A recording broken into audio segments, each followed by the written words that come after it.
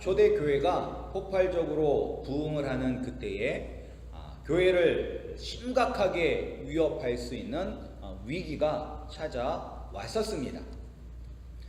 그것은 바로 스스로 자신의 소유를 팔아서 하나님께 드리겠다고 약속한 아나니아와 삽비라를 통해서 왔습니다.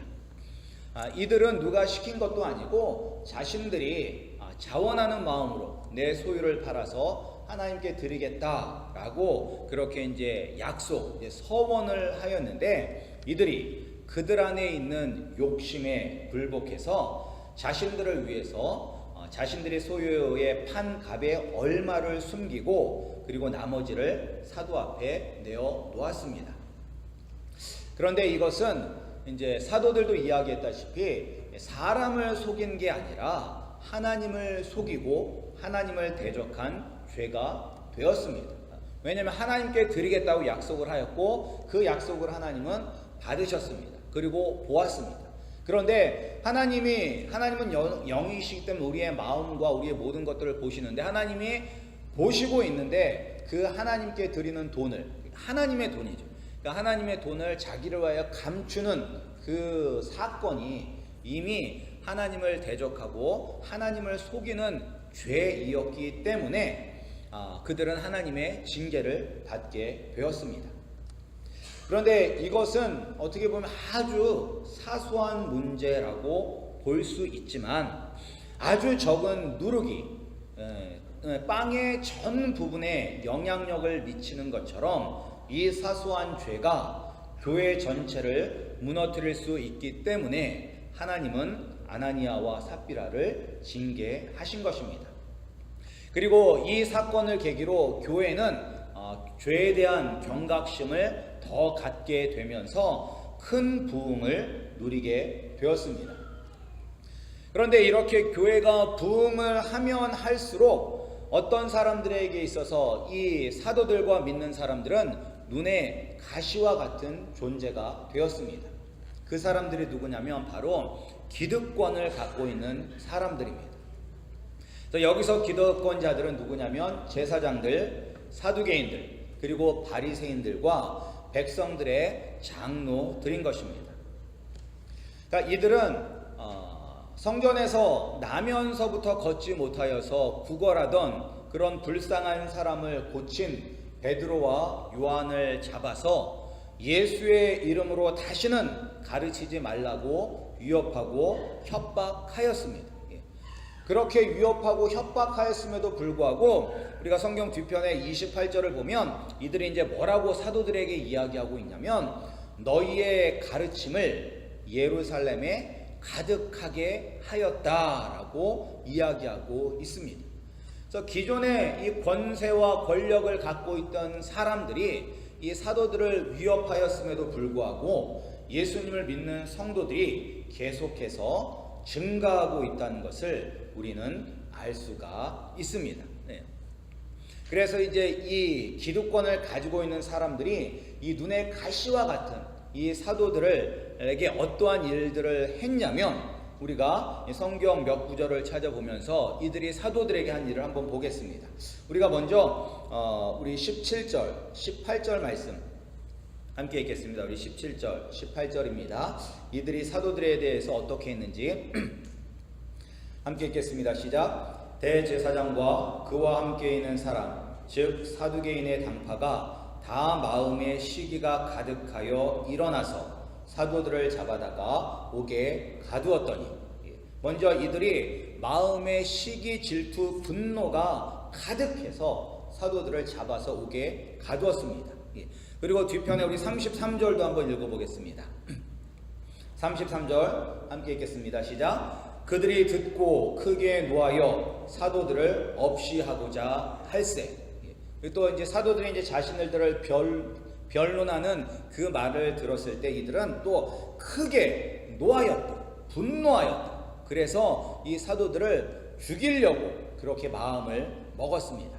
그리고 우리 40절도 한번 읽겠습니다. 40절입니다. 시작. 그들이 옳게 여겨 사도들을 불러들여 채찍질하며 예수의 이름으로 말하는 것을 금하고 놓으니.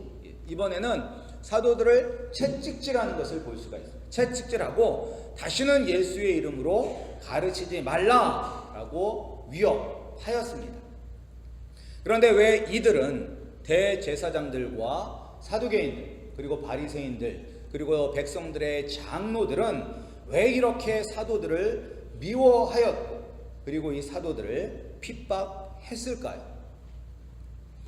그것은 바로 그들 안에 두려움이 있었기 때문인 것입니다. 어떤 두려움?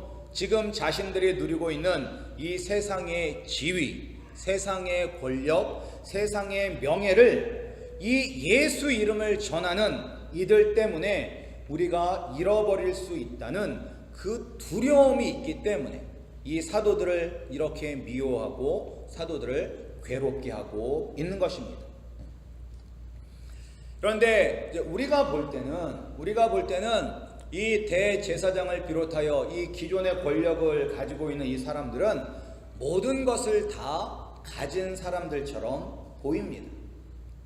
백성들에게 존경받고 그리고 예루살렘과 유대 지역에 영향력을 행사할 수 있는 그런 권력이 있고 그리고 또한 이들은 경제적인 풍요로움도 있을 것입니다. 우리가 보기엔 이렇게 부족함이 하나도 없는 사람들인 것 같음에도 불구하고 이들은 두려움에 떨고 있는 것을 우리가 알 수 있습니다.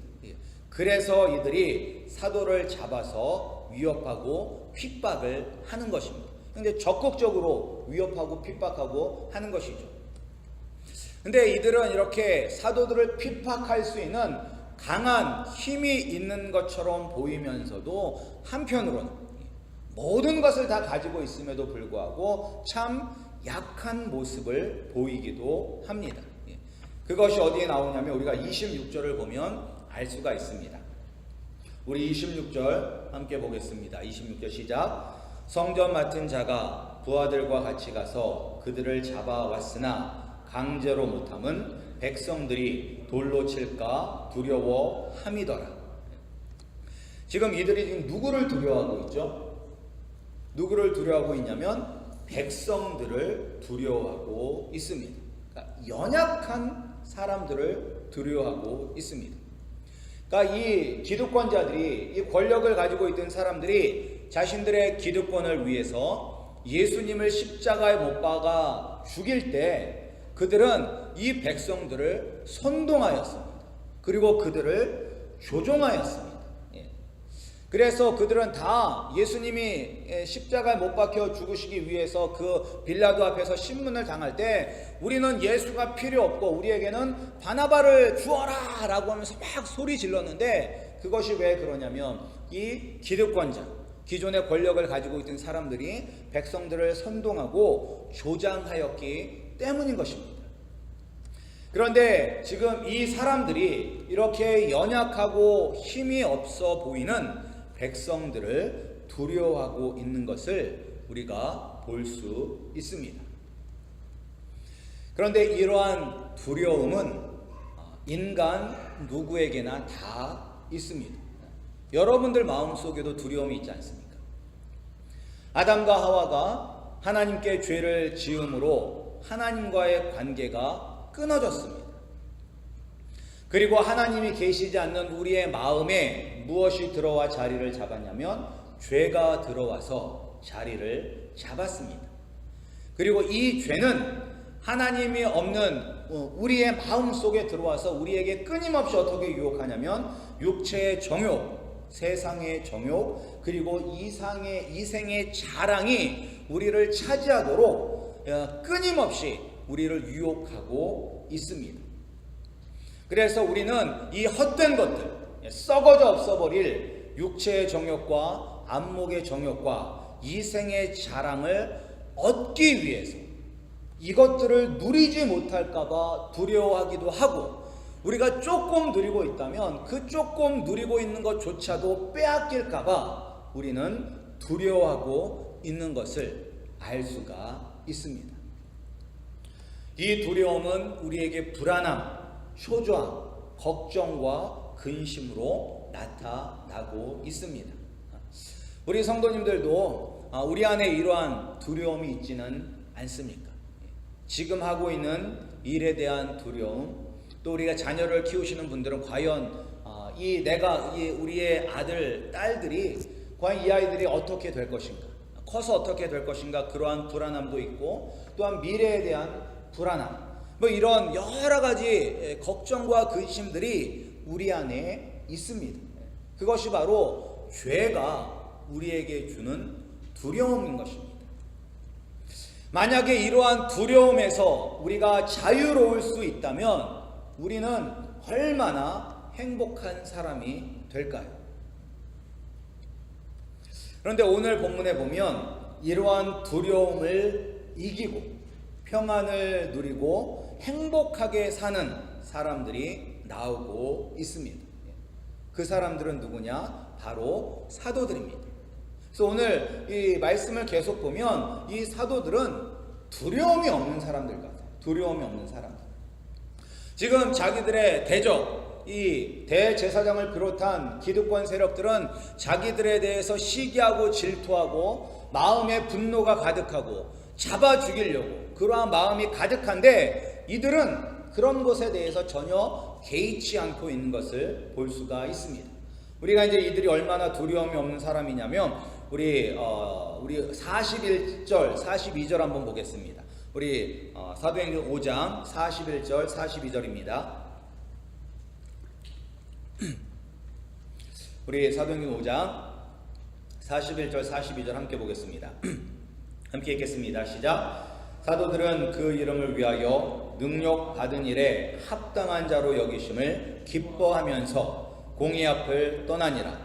그들이 날마다 성전에 있든지 집에 있든지 예수는 그리스도라라고 가르치기와 전도하기를 그치지 아니하니라. 지금 이 사도들은 채찍질을 당했어요. 왜? 예수님을 믿는 것과 예수님을 전하는 것 때문에. 그런데 지금 채찍질을 맞은 그 일을 오히려 어떻게 하고 있어요? 기뻐하고 있어요. 기뻐하고 있어요. 아, 내가 지금 예수님을 위하여 고난을 당했구나라고 기뻐하고 있어요. 그러면서 이 기득권을 가지고 있는 사람들은 절대 예수의 이름을 전하지 말아라. 전하면 너희들을 가만두지 않겠다라고 이야기하고 있는데, 이들은 날마다 성전에서든지 아니면 집에서든지 어디서든지 예수님이 바로 그리스도이시다라고 가르치고 전도하는 것을 그치지 않는 것을 볼 수가 있습니다. 그러니까 두려움이 없는 사람들이죠.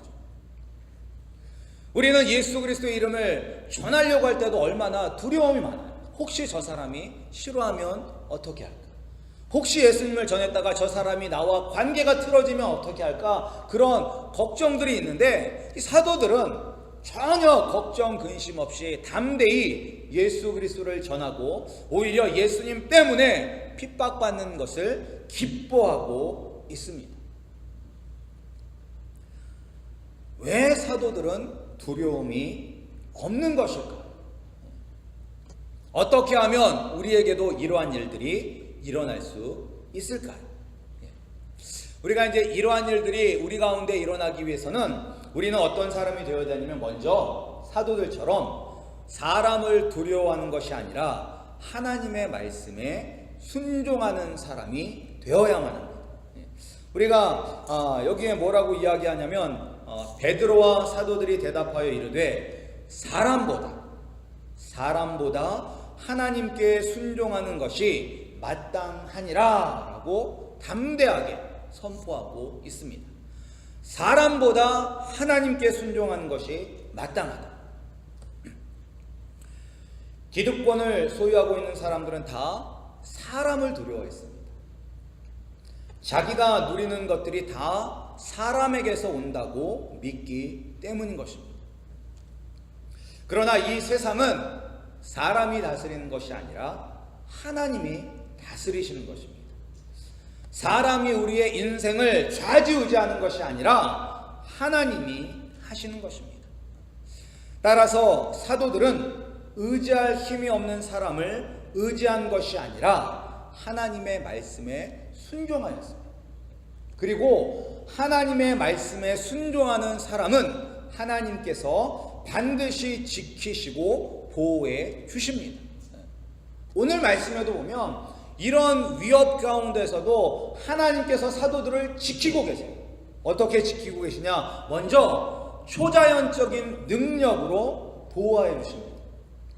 우리 다시 한번 보겠습니다. 우리 오늘 말씀 우리 19절 말씀 함께 읽겠습니다. 우리 19절입니다. 19절 시작. 주의 사자가 밤에 옥문을 열고 끌어내어 이르되. 지금 이 사도들은 옥에 갇혔습니다. 그리고 이 옥은 튼튼하게 잠겨 있었고, 그리고 지키는 사람들이 그 문에 있었습니다. 그럼에도 불구하고 밤중에 주의 천사를 통하여서 옥문을 열고 이들을 구원하여 주셨습니다. 이것은 초자연적으로 역사하시는 것입니다. 도저히 우리의 이성과 우리의 생각으로는 일어날 수 없는 그러한 기적을 통해서 우리의 사도들을 지켜주시는 것을 우리가 볼 수 있습니다. 네, 오늘도 이러한 일들이 일어납니다. 우리가 느끼지 못할 뿐이지 그러한 일들이 일어나는 것을 참 많이 우리가 느낄 수 있습니다. 우리가 살면서 죽을 뻔한 경험들이 있는 분들이 계실 것입니다. 죽을 뻔한 경험들. 그래서 사람들은 이야기해요. 믿지 않는 사람들은 이 사람이 죽는 게 한순간이지만 사람의 목숨처럼 질긴 것도 없다라고 이야기를 합니다. 그런데 이 생명은 누구에게 달렸냐면 하나님께 달린 것입니다. 죽을 순간에 죽지 않았다면 그것은 하나님께서 초자연적으로 우리를 보호하여 주셨기 때문에 우리가 살아 있는 것입니다. 이러한 일들이 누구에게 일어났느냐? 하나님의 말씀에 순종하기를 원하는 사람들에게는 하나님께서 이렇게 지켜주시고 보호하여 주신 것입니다. 그리고 또 하나님이 어떻게 지켜주시냐면 사람의 마음을 움직여서 지켜주시고 보호하여 주십니다. 사람의 마음을 움직여. 오늘도 이제 이들이 원래는 죽이려고 마음을 먹었는데 죽이지 아니하고 그냥 채찍질만 하고 경고하고 사도들을 풀어줍니다. 네, 왜 이러한 일들이 일어났냐면 한 사람의 말을 듣고 그들의 마음을 바꿨기 때문입니다. 이 사람들이 모였을 때 한 사람, 이제 가말리엘이라는 존경받는 바리새인 율법 교사가 일어납니다. 그러니까 이 가말리엘은 누구냐면 이제 사도 바울의 스승입니다. 선생님입니다. 근데 이 사람이 그 많은 사람들 앞에서 일어나서 뭐라고 이야기하고 있냐면 사람이 하는 일은 반드시 무너진다. 사람이 하는 일은 반드시 무너지지만 하나님이 하시는 일은 아무리 방해를 한다 할지라도 반드시 이루어진다. 따라서 만약 우리가 핍박하는 이 사람들이 하는 일이 하나님께서 하시는 일이라면 우리는 하나님을 대적하는 사람이 된다라고 이야기를 들었을 때 그들은 그 말을 옳게 여겼습니다. 그래서 단지 채찍질하고 예수님의 이름을 말하는 것을 금지하고 놓아주게 된 것입니다. 그러니까 가말리아라는 사람이 그때 그러한 생각이 일어나서 사람들 앞에서 이야기하였던 것도 하나님께서 하신 것이고, 또한 그 말을 듣고 죽이려다 그 말을 듣고 옳은 말이다 라고 그 말을 받아들이게 된 것도 하나님께서 사람의 마음을 움직이셨기 때문에 가능한 것입니다. 따라서 우리 성도님들, 우리가 이 세상에서 어떤 일을 만나도 두려워하지 마시기 바랍니다. 왜냐? 하나님은 자신의 뜻에 순종하는 사람에게는 초자연적으로 그리고 사람의 마음을 움직여서 우리를 보호해 주시고 지켜 주시고 계십니다. 따라서 믿음을 가지시기 바랍니다. 하나님께서 하늘을 지켜주시고 보호해 주신다는 그 믿음으로 말미암아 날마다 하나님의 은혜를 누리고 두려움을 몰아내고 이기시는 우리 성도님들이 되시기를 주님의 이름으로 축복합니다. 그런데 근데 이제 문제는 무엇이냐? 문제는 무엇이냐? 우리가 교회의 문턱을 밟고 지나다닌다고 해서 다 하나님의 보호하심을 받고 우리 안에 있는 두려움을 몰아내는 것은 아닙니다. 대제사장들, 사두개인들, 바리새인들, 그리고 이스라엘의 장로들도 오늘날로 따지면 믿는 사람들, 그 보통 믿는 사람들이 아니라 열심을 가지고 믿는 사람들입니다. 그리고 이들도 하나님을 두려워할 줄 아는 사람들이었어요. 하나님을 두려워할 줄 아는 사람. 그래서 이들이 가말리엘이 얘기했을 때, 그래 맞다. 혹시 이 일이 하나님께서 하시는 일이라면 우리가 하나님을 대적하는 죄인이 될 수 있다라는 것을 알고 있었던 사람들입니다. 그러나 그렇다고 해서 이들이 사람을 두려워하지 않고 하나님의 말씀에 순종하는 사람은 아닌 것입니다. 우리가 어떻게 알 수가 있느냐? 결국 이들은 하나님의 말씀에 순종하는 사람들이 아니었기 때문에 믿음으로 그들 안에 있는 두려움을 이겨내고 마음의 평안을 누리지 못했기 때문인 것입니다.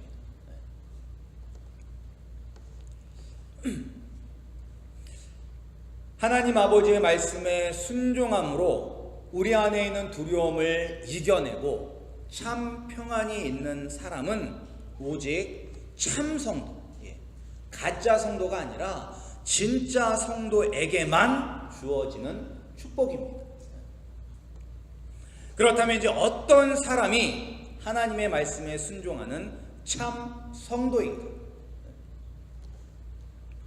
어떤 사람이냐면 먼저 하나님이 하신 일을 직접 보고 경험한 사람, 증인이 바로 하나님의 말씀에 순종하는 참 성도입니다.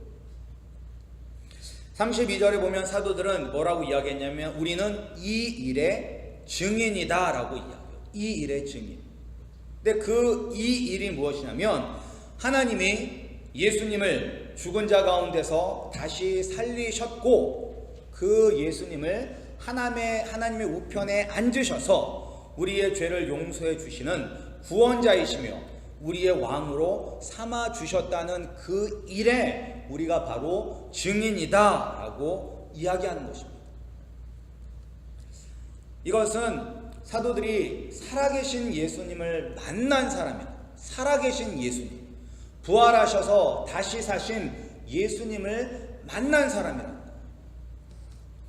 단지 예수님을 자신들을 가르치는 선생님으로 안 것이 아닙니다. 여기 대제사장들, 사두개인들, 바리새인들도 다 예수님을 알았어요. 예수님을 알고 예수님이 병도 고치고 귀신도 쫓고 그리고 하나님의 말씀을 가르치는 것도 보고 들은 사람들. 하지만 그들은 살아계신 예수 그리스도, 죽음을 이기고 다시 사신 예수 그리스도를 만나지 못한 사람들이에요. 못한 사람. 오늘날 교회 안에도 마찬가지야. 우리가 교회 안에도 예수님을 믿는다고 하면서 이 자리에 나오지만 예수님에 대해서는 알지만 정말로 살아계신 예수님을 인격적으로 만나지 못한 분들도 계십니다. 그렇게 되면 우리가 아무리 예수님에 대해서 알아도 예수님을 만나지 못하면 우리는 참 성도가 아닌 것이고 우리 안에 있는 두려움을 이겨낼 수 없는 사람이 되는 것입니다. 우리 아름다운 교회 성도님들은 이렇게 죽으시고 다시 사셔서 우리의 구원자 되시고 우리의 왕이 되신 예수님을 인격적으로 만나시는 우리 성도님들이 되시기를 소원합니다. 그 예수님을 만나야지만 우리 안에 있는 두려움을 몰아내고 우리가 참 평안을 누릴 수가 있는 것입니다. 우리가 예수님을 만났다는 것을 또 어떻게 알 수가 있느냐? 예수님을 만난 사람은 자신의 사명을 알고 있습니다. 오늘 이들도 하나님께서 초자연적 능력으로 이들을 구원하여 주셨을 때 그냥 구원해 주신 것이 아니에요. 그들에게 사명이 있기 때문에 구원해 주신 거예요. 어떤 사명이냐? 성전에 서서 이 생명의 말씀을 다 백성에게 말해라 라는 사명을 주셨어요. 그래서 이들은 그 사명을 감당했어요. 그래서 날마다 성전에 있든지 집에 있든지 예수는 그리스도라고 가르치기와 전도하기를 그치지 아니했다라고 말하고 있는 것입니다. 사도들의 사명은 바로 예수 그리스도를 증거하는 것입니다. 그렇다면 이 사명이 오늘날 하나님의 말씀에 순종함으로 두려움을 이기고 승리하기를 원하는 참 성도들에게도 주신 동일한 사명일까요? 예수님을 전하는 것, 우리에게도 동일한 사명일까요? 동일한 사명입니다. 왜? 마태복음 6장 33절에 보면 여러분들이 잘 아시는 말씀처럼 그런즉 너희는 먼저 그의 나라와 그의 의를 구하라. 그리하면 이 모든 것을 너희에게 더하시리라 라고 말씀하셨습니다. 그리고 또한 고린도전서 10장 31절에 보면 그런즉 너희가 먹든지 마시든지 무엇을 하든지 다 하나님의 영광을 위하여 하라라고 말씀하시고 있습니다. 하나님의 영광이 무엇입니까? 바로 예수 그리스도를 선포하는 것입니다. 예수 그리스도를 증거하는 것입니다. 우리가 예수님을 만나고 그리고 우리의 사명을 깨달은 사람은 두려워하지 않습니다. 하나님의 인도하심과 보호하심으로 말미암아 날마다 승리할 수 있는 것입니다. 이렇게 승리하시는 우리 성도님들이 되시기를 주님의 이름으로 축복합니다. 오늘날 한국도 그렇고 미국도 그렇고 미투 운동이라는 것이 계속 이제 일어나고 있습니다. 참 슬프고도 안타까운 일들이 참 많았는데, 근데 이제 특별히 이제 한국에서는 연극계에서 그러한 일들이 많이 일어나고 있다고 합니다. 그래서 한 원로 이 여배우가 왜 연극계에서 특별히 이 미투가 많이 일어나고 있는지 이렇게 이야기했습니다. 왜냐? 연극하는 사람들은 잃을 게 없기 때문에 할 수 있다라고 이야기를 해요. 왜냐하면 연극하는 분들이 대부분 다 가난하게 살잖아요. 가난하게 살고 가진 게 없잖아요. 가진 게 많은 사람들은 잃어버릴까 두려워서 입을 다물고 있지만, 가진 게 없는 사람들은 두려운 게 잃을 게 없기 때문에 그들이 이야기를 한다고 합니다. 그런데 우리가 이제 예수 그리스도를 증거하는 이 일이 우리가 가진 게 없기 때문에 한다고 하면 우리 너무 이제 불쌍한 사람이 되잖아요. 너는 가진 게 많기 때문에 그렇게 하지 못하지만 나는 집도 없고 재산도 없고 아무것도 없기 때문에 나는 두렵지 않다. 나는 예수님을 위하여 죽을 수 있다 라고 이야기하면 참 불쌍한 사람이 되는데, 우리는 이런 세상을 두려워하지 아니하고 우리가 당당히 살 수 있는 것은, 우리는 세상이 빼앗을 수 없는 귀한 보물들을 너무나 많이 갖고 있기 때문에 담대하게 살아갈 수가 있는 것입니다. 이 땅에 있는 것들은 동이 쓸고 녹이 먹고 도둑질해 가지만, 하늘에 있는 보화는 그 누구도 훔쳐갈 수 없는 보화인 것입니다. 그런데 믿는 사람들은 하늘의 보화가 많은 사람들이며, 그리고 지금 이 순간 천국을 경험하는 사람들이 참 성도인 것입니다. 천국을 경험하는데 이 땅의 것이 무엇이 두렵습니까? 우리 아름다운 교회 성도님들은 정말로 천국을 소유함으로 말미암아 이 땅을 두려워하지 아니하고, 사람을 두려워하지 아니하고, 내가 가지고 있는 세상의 것들을 잃어버릴까 봐 두려워하는 것이 아니라 더 큰 것을 소유하기에 담대히 예수 그리스도를 증거하며 세상이 줄 수 없는 평안을 누리며 사시는 우리 아름다운 교회 성도님들이 되시기를 주님의 이름으로 축복합니다.